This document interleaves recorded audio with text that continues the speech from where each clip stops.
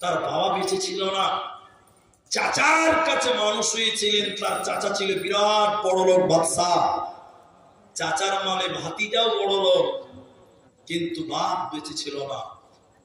আব্দুল উজ্জার মনে মনে ইসলাম ভালো লাগছে, অপেক্ষা করছে যে কখন আমার চাচাকে ভালো লাগবে, চাচা ভাতিজা দুইজন একসঙ্গে ইসলাম গ্রহণ করবো, ঈমান আনবো।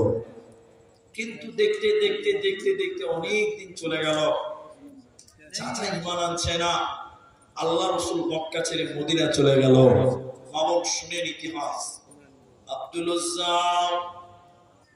থাকতে না পেরে চাচার কাছে গেলেন, যে বললেন, চাচা অনেক দিন থেকে অপেক্ষা করছিলাম কখন আপনি ইসলাম কবুল করবেন, কিন্তু আপনি তো ইসলাম কবুল করলেন না। চাচা আমার চিন্তা, আমার বর্তমান অবস্থা, আমি এখন সিদ্ধান্ত নিয়েছি আমি মদিনা যাব, ইসলাম কবুল করব, ঈমান আনব।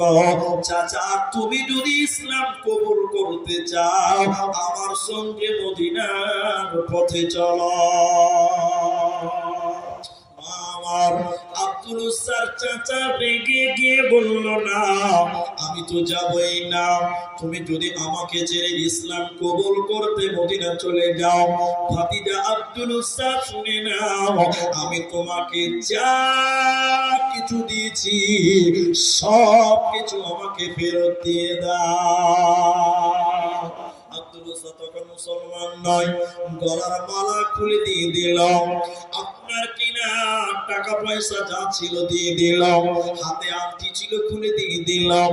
এবার চাচা বলছে, ভাতিজা আব্দুল উজ্জা রে, তুমি যদি ঈমান আনো মদিনা যেতে চাও, তোমার শরীরে যে লুঙ্গি রয়েছে, পায়জামা রয়েছে, ওটাও আমার টাকা, ওটাও খুলে তোমাকে যেতে হবে।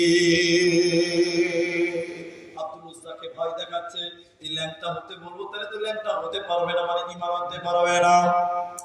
আব্দুল উজ্জা আল্লাহর উপরে তাওয়াক্কুল করে বলতে লাগলেন, আল্লাহ নিশ্চয়ই তুমি পাক, তাই তুমি আমাকে পবিত্র করছো, বেঈমানের পোশাক তুমি আমার